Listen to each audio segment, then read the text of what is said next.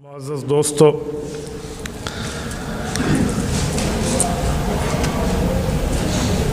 آج کا دن جمعۃ المبارک کا مقدس دن ہے۔ میں نے آپ کی خدمت میں دین اسلام کے پھیلاؤ کے حوالے سے چند معروضات عرض کرنی ہیں۔ سب سے پہلی بات کہ اسلام دین قائم ہونے کے لیے آیا ہے، چھپنے کے لیے نہیں آیا۔ دین اسلام کے پھیلاؤ کے، اشاعت کے، پبلسٹی کے بہت سے طریقہ کار ہیں۔ ایک طریقہ کار تو یہ ہے جس کو ہم مدرسہ کہتے ہیں، تعلیم دین کہتے ہیں۔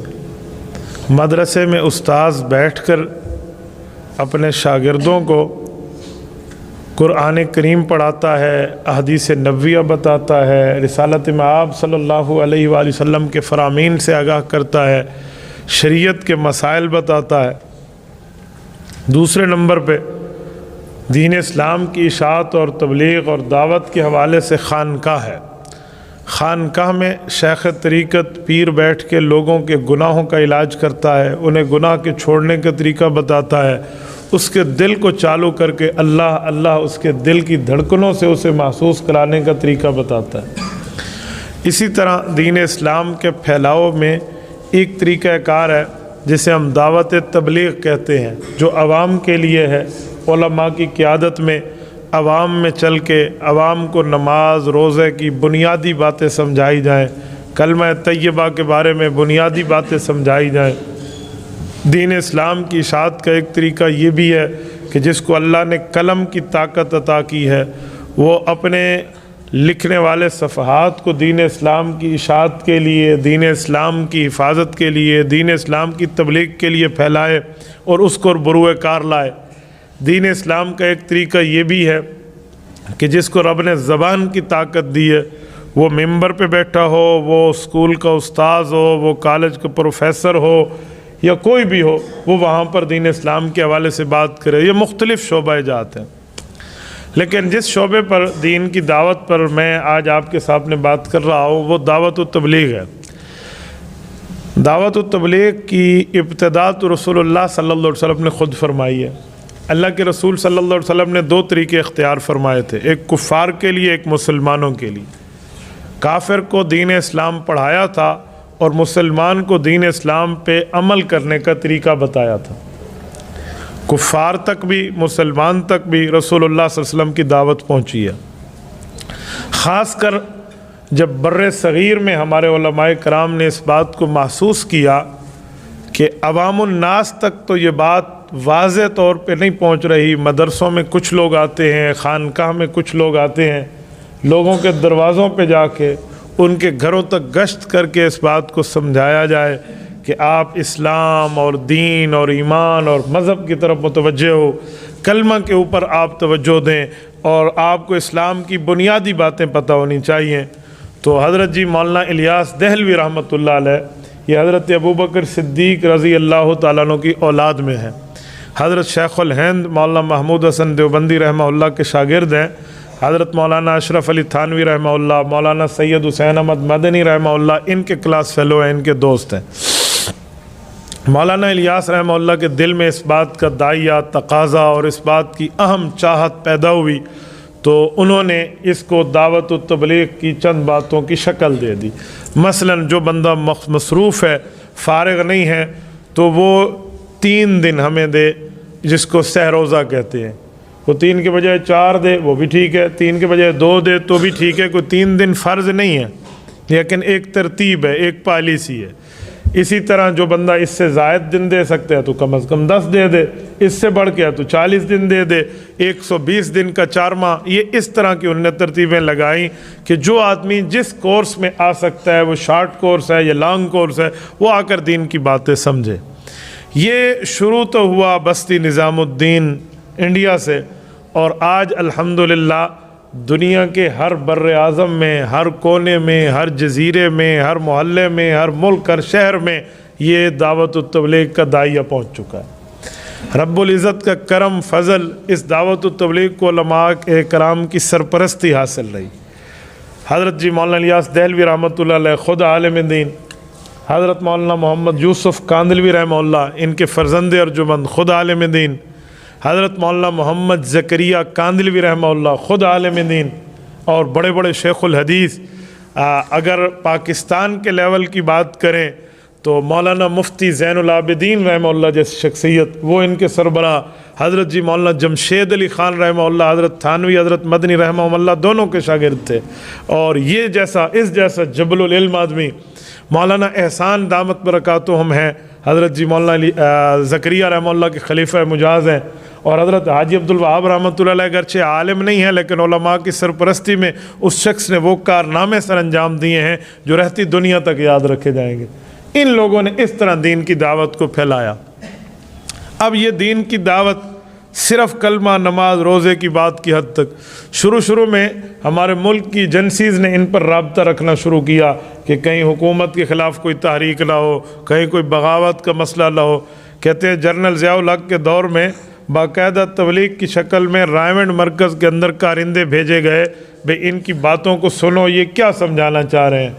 تو وہ آئے، ہفتہ 10 دن لگا کر چلے گئے، اور انہوں نے آگے کہا کہ جنرل صاحب تمہاری حکومت کا اس مسئلے سے کوئی تعلق نہیں ہے، یا یہ بندے آسمان سے اوپر کی باتیں کر رہے ہیں یا زمین کے نیچے کی باتیں کر رہے ہیں، مریں گے تو کیا ہوگا اور اوپر سے ہمارے لیے کیا آیا ہے، لہٰذا ایسا ویسا کوئی مسئلہ نہیں ہے۔ تو اس طرح کے معاملات ہمارے ہاں پاکستان میں واضح ہیں، تو بالکل کھلا ہے۔ بر صغیر میں ان لوگوں نے دین کی خدمت اتنی کی ہے کہ آج توحید کا نام باقی ہے تو ان میں ان کا بھی حصہ موجود ہے کہ اللہ سے ہوتا ہے، غیر اللہ کسی چیز پر قادر نہیں ہے، اللہ چاہے گا تو ہوگا، رب نہیں چاہے گا تو کچھ نہیں ہو سکتا، اس طرح کی بات۔ اسے کہتے ہیں پہلا نمبر، جسے توحید کہتے ہیں، کلمے کی بات کہتے ہیں۔ دوسرے نمبر پہ نماز ہے، اچھا پھر تعلیم و تعلم ہے، اکرام مسلم ہے، اچھا اسی طرح پھر اس طرح بات سمجھاتے یہ 4 5 6 چیزوں کی بات کو اکٹھا کر کے ان لوگوں نے ان معاملات کو سامنے رکھا۔ اب مسئلہ یہ ہے کہ جس بندے نے وقت لگایا ہے وہ اس معاملات کو جانتا ہے، اور جس نے وقت نہیں لگایا وہ اس کا مخالف ہے۔ حالیہ دور میں سعودی عرب کے اندر تبلیغی جماعت پر پابندی لگی ہے۔ میں سعودی عرب کے ماحول کو بہت اچھی طرح جانتا ہوں، میں عربوں میں رہا ہوں، جاتا رہتا ہوں، آنے جانے کا ماحول میرا بہت اچھا ہے، میں ان کے مزاج کو جانتا ہوں۔ مجھے لگتا ہے ان تک معلومات غلط پہنچی ہیں، ان تک باتیں ان کے بارے میں صحیح نہیں بتائی گئیں، جھوٹ بولے گئے ہیں، غلط کاری کی گئی ہے۔ میری معلومات میں بر صغیر ہمارا ملک پاکستان، ہندوستان کے کچھ شرپسند عناصر نے مختلف بندوں کے نام پہ انہیں ہزاروں خطوط لکھے ہیں، ہزاروں خطوط۔ ایک بندہ لکھ رہا ہے 100 آدمیوں کے مختلف ناموں سے، اور وہ سعودی ایمبیسی بھیج رہا ہے کہ یہ لوگ ٹھیک نہیں ہیں، آپ کے یہاں یہ غلط کام کر رہے ہیں۔ اب ایک علاقے سے لاکھوں اور ہزاروں خطوط کسی ایمبیسی میں آ جائیں تو اگلا پریشان تو ہو جائے گا، کیا معاملہ ہے؟ وہ دیکھتے رہے، وہاں کوئی اس طرح کا نظام نہیں ہے، اور وہاں کوئی سیاسی علماء بھی نہیں ہے جو حکومتی لیول میں آنکھوں میں آنکھیں ڈال کے انہیں مسئلہ بتائیں اور انہیں صحیح طریقے پر باور کرے۔ وہاں یہ معاملہ بھی نہیں ہے، وہاں مدرسوں کا سسٹم بھی نہیں ہے، خانقاہ کا سسٹم بھی نہیں ہے، بادشاہی نظام ہے، تو انہیں بیک جنبہ شکل ہم پابندی یاد کر دی۔ اچھا جی، پابندی لگ گئی۔ میں آج آپ کی وساطت سے 2-4 باتیں آپ کو بھی عرض کرتا ہوں، اور اس میڈیا کے ذریعے پوری دنیا میں بھی ہماری گفتگو جاتی ہے۔ میں ایک بات پوچھتا ہوں، اس جماعت پر پابندی لگانے کا فائدہ ہے جس کا کوئی جھنڈا، کوئی چندہ، کوئی ڈنڈے والا کام ہو؟ تبلیغی جماعت کا نہ کوئی جھنڈا ہے، نہ کوئی چندہ ہے، نہ کوئی ڈنڈا ہے، اس پر پابندی لگانے کا فائدہ کیا ہے؟ اچھا، یہ جماعت کوئی جلسہ، جلوس، کوئی اس طرح کے معاملات میں آگے آئے تو پابندی کوئی بات بنتی ہے کہ یار یہ حکومت کی مخالفت میں چیز نہیں آئے گی۔ تبلیغی جماعت کا کون سا جلوس ہے، کون سا جلسہ ہے، کون سا روڈ بلاکنگ ہے، کون سا ہڑتال اور اسٹرائک کی ان کی کالیں ہیں؟ تو اس پر پابندی سے کیا فائدہ؟ نمبر 3، آپ کو اس بارے میں غلط بتایا گیا کہ یہ لوگ کہتے ہیں چلہ لگائیں فرض ہے، 4 ماہ لگائے فرض ہے، 6 روزہ لگائیں، جو نہ لگائے گناہ گار ہے۔ ایسی کوئی بات نہیں ہے، کوئی جماعت کی دعوت و تبلیغ میں یہ اصول نہیں ہے۔ وہ کہتے ہیں بھائی جس نے ٹائم دے دیا اس کا بھی بھلا، اور جس نے نہ دیا اس کا بھی بھلا، تو وہ تو دین سکھاتے پھر رہے ہیں۔ اچھا، کوئی ان کی فنڈنگ نہیں ہے، کوئی ان کے معاملات ایسے نہیں ہیں، تو اس بارے میں غلط معلومات پہنچا کر یہ باتیں بتائی گئیں، جی ایسے ہیں ایسے ہیں۔ میں کہتا ہوں جس افسر نے پابندی کا آرڈر ایشو کیا ہے نا، اگر وہ 3 دن اس جماعت میں بیٹھ جاتا تو وہ سمجھتا کہ ہم سے زیادہ توحید بیان کرنے والے اور ہم سے زیادہ اللہ اللہ سمجھانے والے ہیں، بھائی دعوت و تبلیغ کی ذمہ داری اصل تو علماء کی ہے کہ عالم دین کے پاس علم بھی ہے، پیغمبر کا وارث بھی ہے، اس کو ہر صورت حال میں دین اسلام کا تحفظ کرنا چاہیے اور دین اسلام اپنی ترتیب پہ سمجھائے۔ وہ مدرسے میں ہے، مدرسے میں بیٹھ کے سمجھائے، خانقاہ میں ہے، خانقاہ میں سمجھائے، مسجد کا امام ہے، ممبر کا خطیب ہے، وہ یہاں سمجھائے، یا اللہ نے اسے سیاسی طاقت دی ہے، وہ اسمبلی ہال تک پہنچا ہے تو دین اسلام کی بات وہ وہاں بتائے، یہ عالم کی ذمہ داری ہے۔ لیکن یہ کام علماء کی زیر نگرانی ہے، اور عوام میں کلمے کی بات، آخری 10 صورتیں یاد کر لیں، بھائی نیکی کی بات کر لیں، نماز کی پابندی کر لیں، حقوق دینے والے، اس طرح کی باتیں ہیں۔ کوئی حکومت سعودیہ کو اس پہ پابندی لگانے سے فائدہ نہیں ہوگا، بلکہ الٹا نقصان ہوگا۔